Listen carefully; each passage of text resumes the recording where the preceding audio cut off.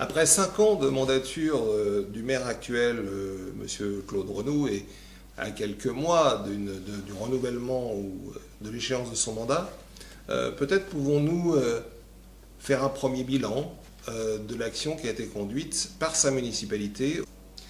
3 grands principes fondent l'action de M. Renou. Premier principe, ne pas augmenter les impôts. Second principe, vouloir augmenter la population de la ville de Saint-Malo. Et dernier principe, considérer que les services municipaux et les services publics sont plus un facteur de coût qu'un outil au service du citoyen. En bref, les fonctionnaires coûtent trop cher. Selon ces 3 axes, qui ont été la trame de cette mandature, que pouvons-nous dire? Effectivement, les taux d'imposition n'ont pas augmenté. C'était le premier principe. Mais de nouveaux impôts ont été créés. Par exemple, la taxe sur l'inhumation des personnes ou l'extension du stationnement payant qui constitue de facto une extension de taxe, une nouvelle taxe sur les usagers.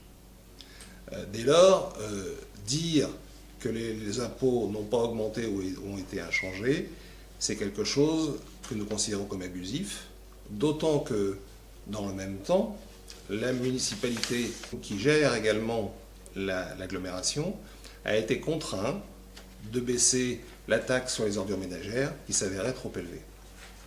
Deuxième aspect, le nombre d'habitants de la ville de Saint-Malo. Alors, il est vrai que les constructions permettent d'augmenter un peu la population de Saint-Malo. Il est vrai aussi que cette évolution de la population avait commencé en 2013, quelques mois avant l'arrivée de Claude Renou aux affaires. Le prix à payer, cependant, est extrêmement élevé pour la population, puisque nous voyons fleurir partout dans la ville, de façon excessive, de nouvelles constructions qui, pour beaucoup, ne seront pas occupées par des Malouins résidents à l'année, mais seront utilisées comme des résidences secondaires, et donc beaucoup de constructions, trop de constructions qui n'iront pas rendre service à la population. Dernier point, les services publics.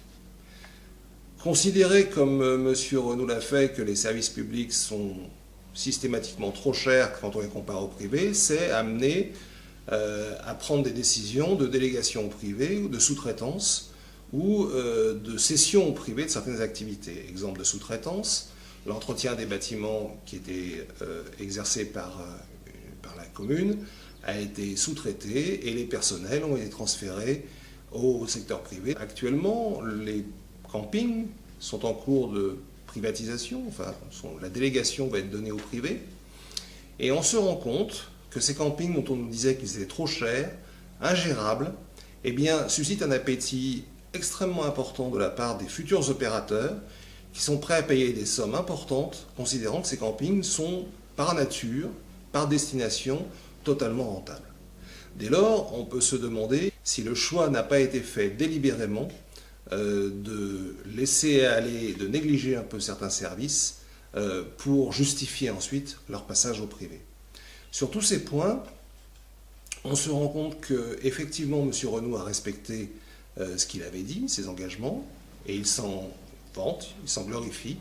En revanche, de notre point de vue, il est évident que ces engagements étaient par nature dans l'erreur, parce que les services publics, ce sont les services qui permettent à la population, à toute la population, quelles que soient ses catégories de revenus, de vivre correctement sur une ville.